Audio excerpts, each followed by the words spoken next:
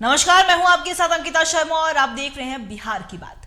24 जनवरी को जननायक कर्पूरी ठाकुर की जयंती मनाए जाने को लेकर सीएम नीतीश कुमार ने पार्टी के जनप्रतिनिधियों को निर्देश दिया है। इसे लेकर सीएम नीतीश ने सभी के साथ एक बैठक पर चर्चा की और बता दें कि पटना के वेटनरी कॉलेज में जयंती का आयोजन किया जा रहा। जितने जो नेता कर्पूरी चर्चा में शामिल थे, अलग अलग जिलों में गए थे, जिनको जिम्मेदारी दी गई थी, उन सारे नेताओं को बुलाया गया था और आगामी 24 जनवरी को कर्पूरी जी के 100वें जन्म दिवस पर जो प्रोग्राम होने वाला है, उसी के लिए सबको बुलाया गया था कि अच्छे से अच्छी भागीदारी, अच्छे से अच्छे लोग शिरकत करें। यही बात थी। जननायक कर्पूरी चर्चा जो हम लोग पूरे बिहार में किए, उसके बारे में समीक्षा बैठक थी। असम को माननीय मुख्यमंत्री जी ने मतलब कि आशीर्वाद दिए हैं अच्छा काम के लिए। और जननायक कर्पूरी जी का 2024 में 24 जनवरी को जो उनका हर साल मनाया जाता है जयंती, तो जो हम लोग यहाँ किए थे आपको अभी वेटनरी कॉलेज में भीम संवाद का, उससे बड़ा हम लोग आयोजन करेंगे। इसी सब के बारे में बैठक थी और हम लोगों को मुख्यमंत्री जी ने फीडबैक दिए हैं कि अच्छा से अच्छा भीड़ इकट्ठा करना है। देखा जाए जो माननीय मुख्यमंत्री जी का कॉन्सेप्ट रहा है वो हमेशा A to Z का कॉन्सेप्ट रहा है। हम निश्चित तौर पर समता मूलक समाज की स्थापना को लेकर जेपी लोहिया और कर्पूरी ठाकुर जी ने जो ज्योत जलाई थी उसे नीतीश कुमार जी आगे बढ़ा रहे हैं। मगर जो संविधान के अनुच्छेद 340 में कहा गया है कि समाज के हर वर्ग में बराबरी हो, और इसी के तहत आप देखेंगे कि आर्थिक आधार पर पिछड़े हुए सवर्णों को भी माननीय मुख्यमंत्री जी ने आरक्षण में रखा है।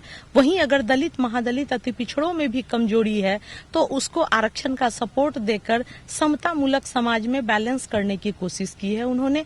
इसलिए बीजेपी के इस तरह के प्रयासों का हम लोगों पे कोई असर नहीं।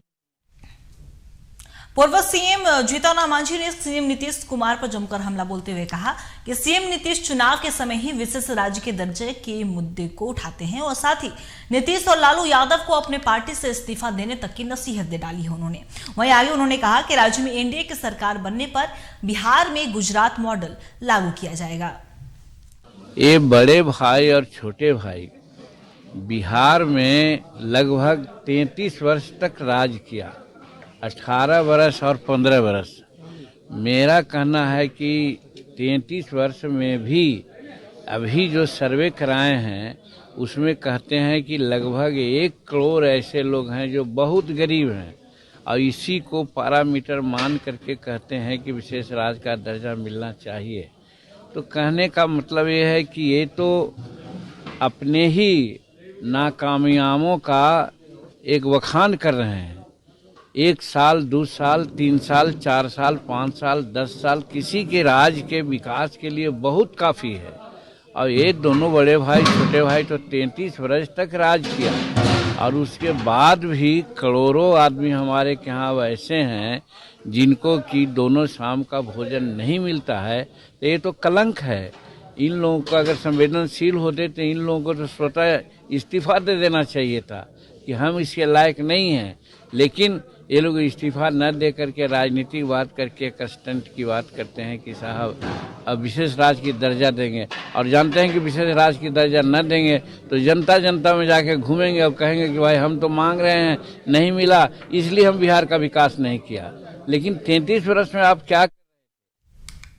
इधर धारा 370 पर सुप्रीम कोर्ट के फैसले पर आरजेडी ने सधी हुई प्रतिक्रिया दी।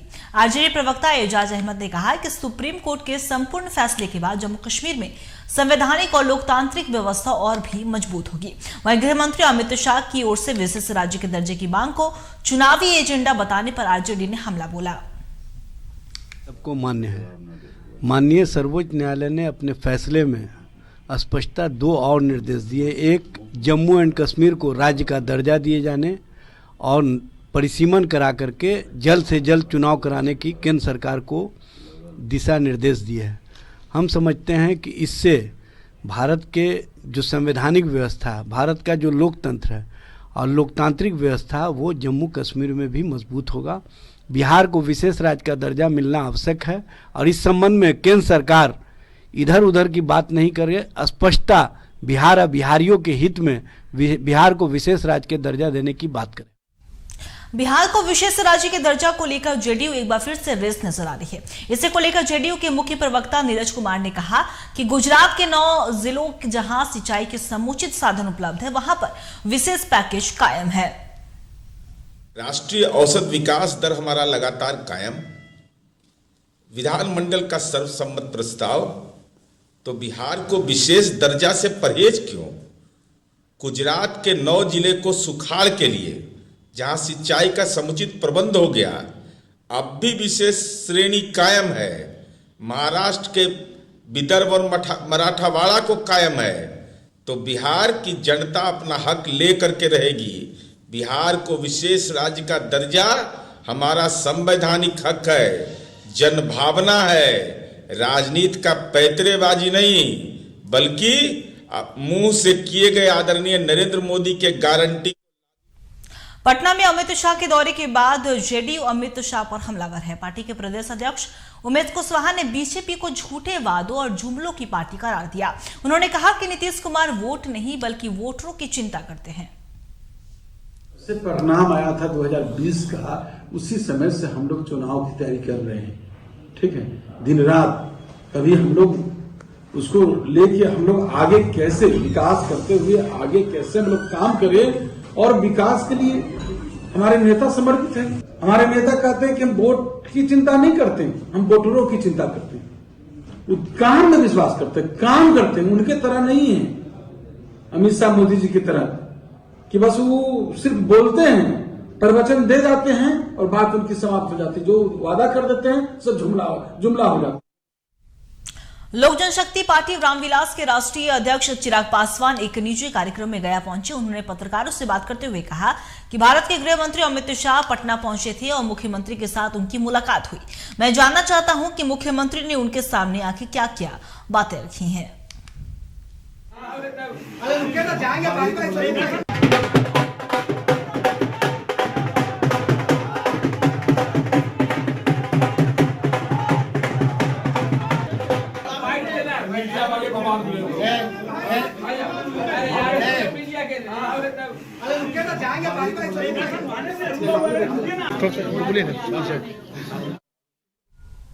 नवादा में सीएम नीतीश कुमार के आगमन से पहले जल संसाधन मंत्री संजय झा ने पौरा गांव पहुंचकर कामकाज का जायजा लिया। इस दौरान मंत्री ने नवादा के डीएम को कई दिशा निर्देश दिया है। बता दें कि 15 दिसंबर को पौरा गांव स्थित नवनिर्मित डैम का उद्घाटन सीएम नीतीश कुमार करेंगे और इसी को लेकर मंत्री संजय झा ने उद्घाटन स्थल का जायजा लेकर जिले के अधिकारियों से फीडबैक लिया।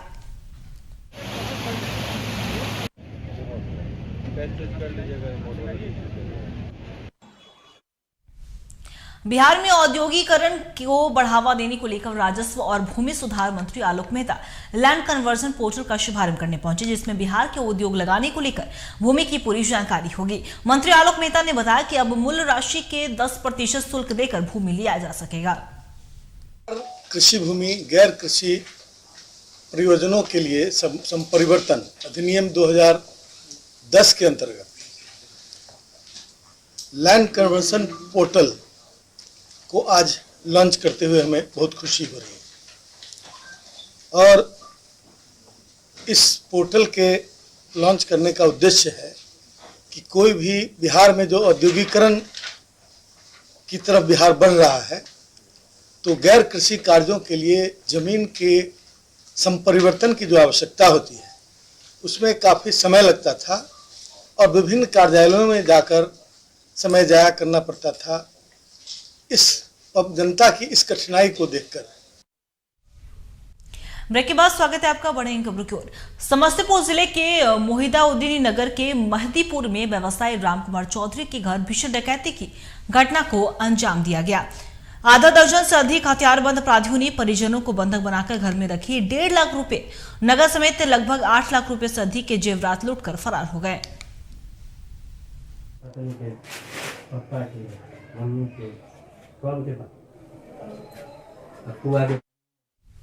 मधेपुरा सदर अनुमंडल के मुरलीगंज नगर पंचायत कार्यालय के आगे उप प्रमुख पार्षद वार्ड पार्षद एवं आम लोगों ने नगर पंचायत के कार्यपालक पदाधिकारी आशा कुमारी के खिलाफ एक दिवसीय धरना प्रदर्शन किया।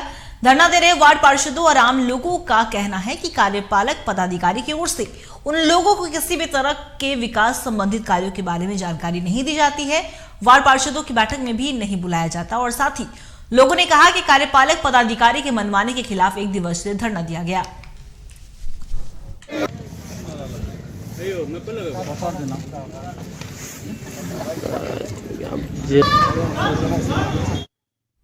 गया कॉलेज में परीक्षा फॉर्म के वितरण के दौरान अव्यवस्था के कारण छात्र छात्राओं को भारी परेशानी हुई और हालत से बने लाठी चार्ज तक की नौबत आ गई। इधर इस घटना के विरोध में एवीवीपी ने कॉलेज के प्रशासनिक भवन के समक्ष प्रिंसिपल का पुतला दहन किया और कॉलेज प्रशासन पर गुंडागर्दी का आरोप लगाते हुए छात्रों ने जमकर नारेबाजी की। लाठीचार्ज का आरोप लगाते हुए एवीवीपी कार्यकर्ताओं ने विश्वविद्यालय से कॉलेज प्रशासन पर कार्रवाई की मांग की है।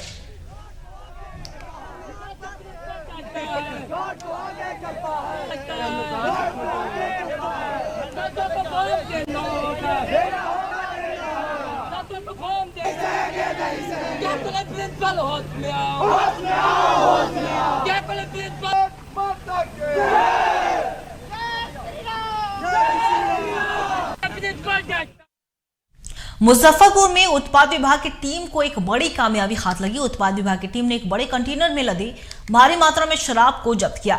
यह पूरा मामला मुजफ्फरपुर के सदर थाना क्षेत्र के डुमरी फर्दरो पुल के पास की है, जहां गुप्त सूचना के आधार पर उत्पाद विभाग की टीम ने छापेमारी कर भारी मात्रा में शराब की खेप को बरामद किया। वहीं इसे लेकर उत्पाद अधीक्षक अभिनव कुमार ने बताया कि नए साल के अवसर पर इस शराब को ले जाने की बड़ी तैयारी थी, लेकिन उसके पहले ही टीम ने कारोबारी की मंशा पर पानी फेर दिया।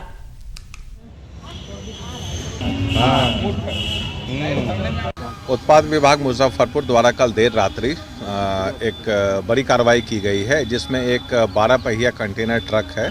इसे सदर थाना अंतर्गत फर्दो पुल जो शमशान घाट है उसके बगल में एक पोखर है, उसी के बगल में इसे लगा करके और अन्य जो वाहन है जिसमें पिकअप है, कुछ मोटरसाइकिल भी थे, पूरी शराब को अनलोड करते हुए वितरण की तैयारी चल रही थी। उसी समय निरीक्षक मद्य निषेध पिंकी कुमारी के नेतृत्व में एक टीम वहां पहुंची और ये कार्रवाई की गई, जिसमें ट्रक और 2 पिकअप को जब्त किया गया है। भारी मात्रा में शराब है, गिनती अभी की जा रही है और अनुमान है कि ये बड़ी मात्रा है, बड़ी खेप है, जिले की एक बहुत बड़ी खेप है, जिसको हम लोगों ने नववर्ष से पहले सफलतापूर्वक इस खेप को वितरण होने से रोका है। जिले बिहार में शराब तस्करों ने शराब तस्करी के लिए अलग अलग तरीका इजाद कर लिया है। एक ऐसा ही मामला छपरा में सामने आया, जहां मांझी जयप्रभा सेतु चेक पोस्ट पर चेकिंग के दौरान तस्करी का तरीका देखकर पुलिस भी भौचक्की रह गई। दरअसल पुलिस ने बाइक की पेट्रोल टंकी में कई ब्रांडों की 15 लीटर शराब जब्त किया है। पुलिस ने रवि कुमार नाम के बाइक चालक को भी गिरफ्तार किया और आरोपी छपरा शहर के गुदरी फिदर बाजार का रहने वाला बताया गया।